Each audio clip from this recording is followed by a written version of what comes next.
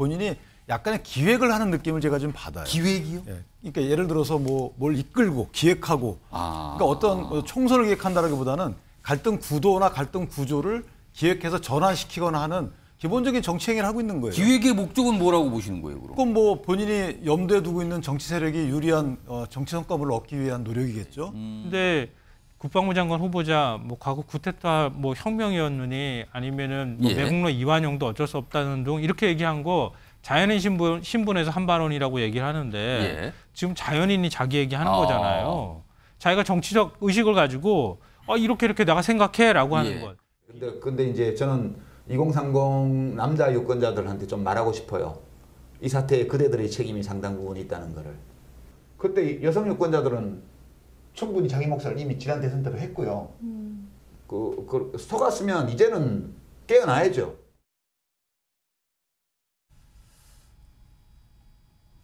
그러니까 무슨 책임이 있다는 거죠. 2030 남성 세대. 사실은 지난 대선 때 2030 남성 세대가 윤석열 대통령 지지율이 높았다. 상대적으로. 여성은 좀 달랐다. 이건데 이거 윤기찬 변호사. 이거 뭐 갈라치기 발언 이렇게 들으신 분들인데 이거 어떻게 평가하시겠습니까? 글쎄요, 뭐 세대 갈라치기 발언의 정도를 넘어서죠. 저분이 2013년도에 뭐 은퇴를 하셨잖아요. 정계 은퇴하시고 뭐 작가로서 전업 하신다고 하는데 어쨌든 그 당시에 정경심 그 표창장 관련해서도 뭐 최성해 총장한테 전화해가지고 시나리오 운운했던 분이에요.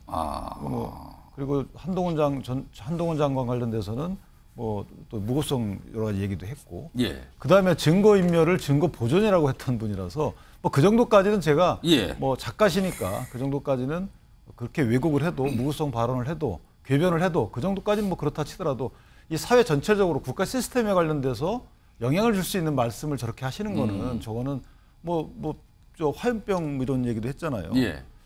그거는 좀 너무 나간 게 아니라 실정법에 거의 접근한 실정법 위반에 거의 접근하는 단계까지 갔기 때문에 아무리 정책 목적을 갖고 있는 발언이라 하더라도 정도가 있다 이렇게 말씀드리고 싶고요. 저분이 작가 전업이 아니고 이제는 정치인으로서의 뭔가 준비를 하고 있는 게 아닌가라는 생각이 드는데 그 정치인으로서의 공간도 상당히 법률 테두리 내에서 활동하시는 게 맞겠다라고 생각을 합니다. 지금 화면에 잠시 나왔었는데 그거 좀 불러올까요? 다시 좀? 유시민 작가의 발언 내용입니다. 일단 쓰레기야라고 했어요. 뭐 당신들이 우리 보고 쓰레기라고 할 텐데 그럼 쓰레기야 너희라고 말해주고 싶다. 그 앞에 거 좀 보겠습니다. 여기 보면 2030 남성들에게 할 말 있다. 이 사태 그들의 책임이 있다. 그러니까 지금 뭐 여러 가지 정치 상황 그리고 이재명 대표 관련된 상황 이런 거에 대해서 당신들 책임이야. 반면에 2030 여성 유권자들은 대선 때 자기 몫을 했다. 이거는 이재명 대표를 여성들이 찍었다. 이걸 강조한 것 같거든요. 글쎄요. 김성환 평론가는 어떻게 지금 들으셨습니까? 근데 뭐 그 말이 험해지거나 거칠어지는 것에 대해서는 뭐 좋은 평가를 할 사람은 없을 것 같고요. 다만 이제 지금 이제 발언한 내용들에 대해서는 맥락을 좀 이해할 필요는 있다고 보이는데요. 그 2030 남성들이 이번에 뭐 이재명 대표 투표율이 낮았다고 하는 것은 뭐 다 공개의 사실인 거고요.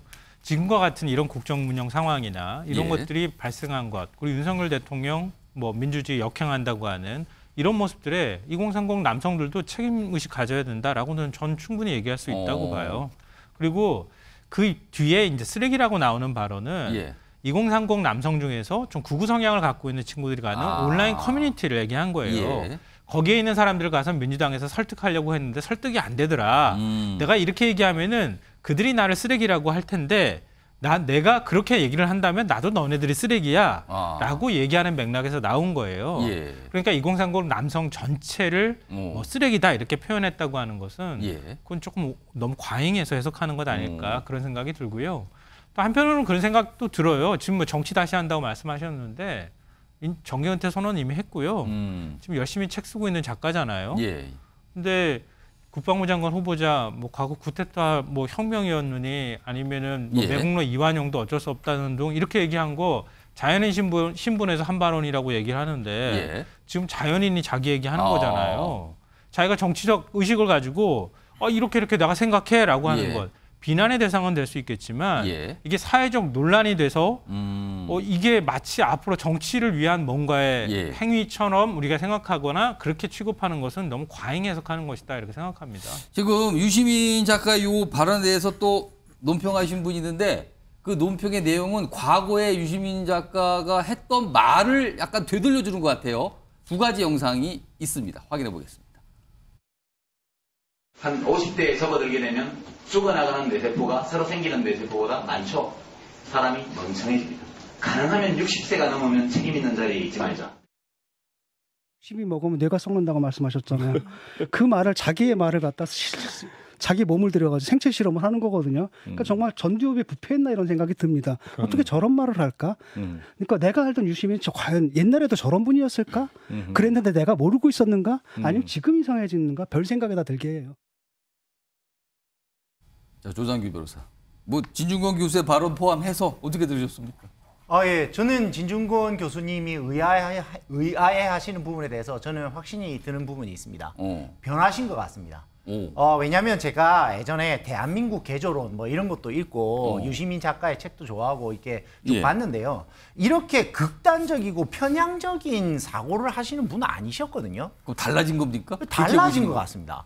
지금 제가 확인해 보니까 64세시더라고요. 예. 그런데 갑자기 요즘 들어가지고 이렇게 실망스러운 이제 어그로를 끌려고 하시는 건지는 잘 모르겠으나 예. 제가 보기에 되게 실망스러운 이렇게 말씀들을 하셨는데 예. 그러면 본인의 진짜 말대로 이제 60세가 넘어가면 예. 뇌에 문제가 생기는 것인지에 대해서 본인이 스스로 말씀하시는 거를 지금 지키고 계신 건 아닌지 예. 이행을 하고 계신 건 아닌지 그런 생각이 좀 들었고요. 예. 사실 최근에도 옥중공천 반드시 해야 된다. 저는 옥중공천. 예, 그런 발언까지 계속 서스럼 없이 계속 해내시는 모습을 보면서 예. 최근 들어서 이제 유시민, 그러니까 60세 이후에 유시민 작가는 그전 유시민 작가랑 확실히 다른 사람이다. 변했다. 저는 그렇게 결론을 내렸습니다. 조승윤 부위원장은 어떻게 들으셨습니까? 두 명의 인물이 다 진중권 교수, 그다음에 유시민 작가까지 뭐 다 포함해서 어떻게 들으셨어요? 그러니까 유시민 작가뿐만 아니라 그 세대, 예. 저는 달라지지 않았다고 생각합니다. 우리 민주당이 고쳐야 될 부분이라 생각하고요. 그 계몽주의적인 태도를 저는 버려야 된다 생각합니다. 계몽주의적인 태도라고 하면 쉽게 말하면 누굴 이렇게 가르치려 든다 이겁니까 그렇죠. 지금요? 제가 노인 폄하 논란 때도 말씀드렸지만은 그때도 어르신들이 우리를 지지하지 않으면은 예. 그분들의 마음을 얻을 생각을 해야지 그분들 투표장에 안 나오길 바라는 건 민주적이지 않다고 그때 말씀드렸는데 그럼 지금도 2030 마찬가지입니다. 남성도 마찬가지 상황이 되버린 이 겁니까? 2030의 어떤 그런 태도가 예. 뭐 우리 기준으로는 잘못된 게 있겠죠. 그렇지만은 그렇게 되면 이 사람들이 왜 그렇게 됐나 예. 그 원인을 찾아보고 예. 그분들의 마음을 얻도록 그리고 또 이 젠더 갈등이 있기 때문에 여성과 남성 마음을 다 얻긴 쉽지 않지만 노력을 해야죠. 그냥 우리를 지지하지 않는다고 투표장에 나오지 말아라. 쓰레기라. 이런 태도는 나는 옳고 너는 틀리다. 예. 이런 뭐랄까 우리 민주당의 아주 잘못된 이 사고 습성인데 예. 그걸 가지고 있으면은 그건 그런 태도로 정치를 해서는 안 됩니다. 물론 이제 유시민 작가는 정치를 하는 분이 아니니까 저렇게 말씀하셔도 되겠지만 예. 일단 우리 민주당의 정치라는 분들은 그런 태도를 버려야 된다고 저는 생각합니다. 윤기찬 변호사.